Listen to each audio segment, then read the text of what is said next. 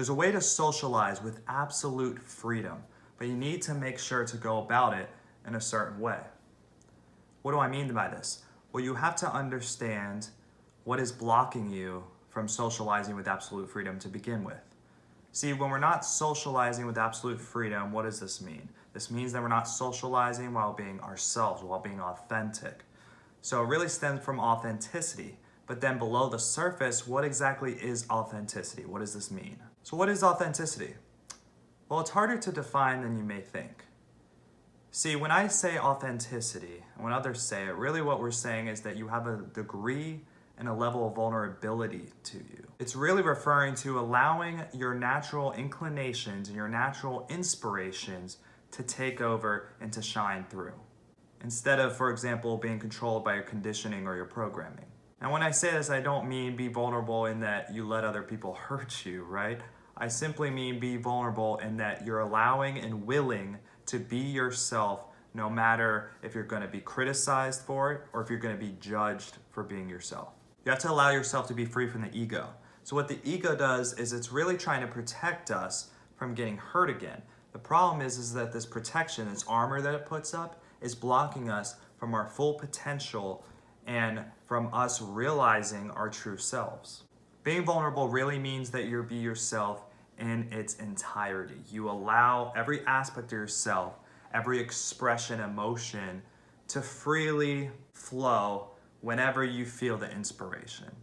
This means if I want to be goofy, I can be. This means if I need to be serious, I can be. This means if I want to feel any emotion, I have no resistance to it. Whether it's empathy, to feel more emotional, to feel happy, even sad, even angry, it means that I have no resistance to my emotions. So really, over time, you want to learn to shake things off and embrace your emotions rather than hiding behind the ego and putting your walls up.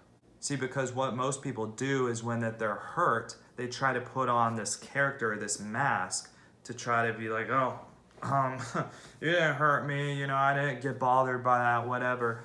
Instead, what you want to do is instead of having that natural inclination to put your walls up, you want to allow yourself to be vulnerable and simply be okay and accept that not everybody is going to like you for who you are and that that's okay and that you can live with it. So what animals do is, for example, if a deer was about to get attacked by a bear, after such a traumatic experience, it would simply shake out its legs, literally shake it off, like it's Taylor Swift, right? Literally shake it off, shake off the experience and move on with its day, move on with its life. The problem is that with humans, we don't tend to do that. We tend to store the trauma. We tend to store the emotions and the memories because in a way, it's like we think this is helping us, right? If we memorize what happened to us, then we can prevent it happening in the future. The problem is that although this technique seems valid and seems like it can really help us, it can really get in the way. Can really get in the way of us living our life, right? And the traumas I'm mainly talking about today too are ones by which we stifle ourselves, right? So if you speak up or you speak really loudly in a classroom and then the teacher yells at you for it, right? Like, hey, quiet down, settle down or whatever, and then the whole class laughs and mocks you or whatever, that could be considered traumatic as it relates to your own expressions and your expressiveness and your personality. So again, in that instance, instead of putting up an ego and deciding you're going to repress that trait of loudness, what you would want to do instead is to just learn to have a resilience around you, right? To shake it off and to just go, oh, whatever, right? Allow yourself to feel the emotion, allow the embarrassment and everything to come up and to accept it and breathe it out and just be like, hey, that's okay to feel that way. And then if you do that, then that's a healthy way to deal with your emotions. And then it just passes through and you can just go on living your life without having to stifle or resist a part of you. The problem is a lot of people instead they'll clam up, they'll try to resist the emotions they're feeling, and in order to resist the emotions that they're feeling, they'll push it down and they won't accept the emotions for what it is because they don't want to feel those emotions. So this is really what it's about, especially when you're healing, is you want to learn to accept the emotions that you have since repressed or resisted over time. And in order to do this, we must be able to do this in a specific order. Because, for example, forgiveness is one of the highest emotions to feel.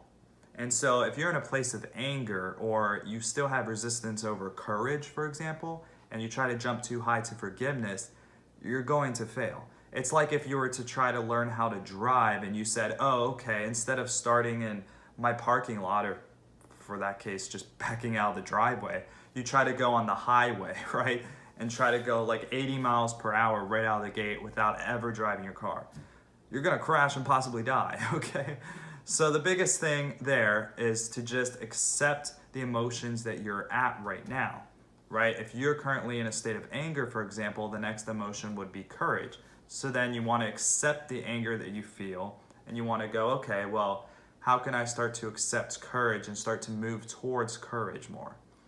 And then eventually, as you climb the ladder, you'll eventually be able to work with forgiveness and start thinking on those terms.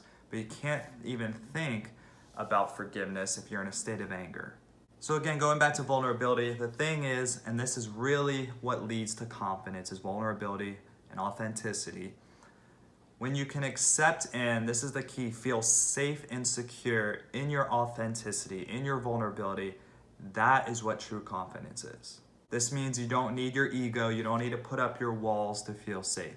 And when you can do this, you become literally unstoppable. So how does this relate to talking to other people and within your social circles?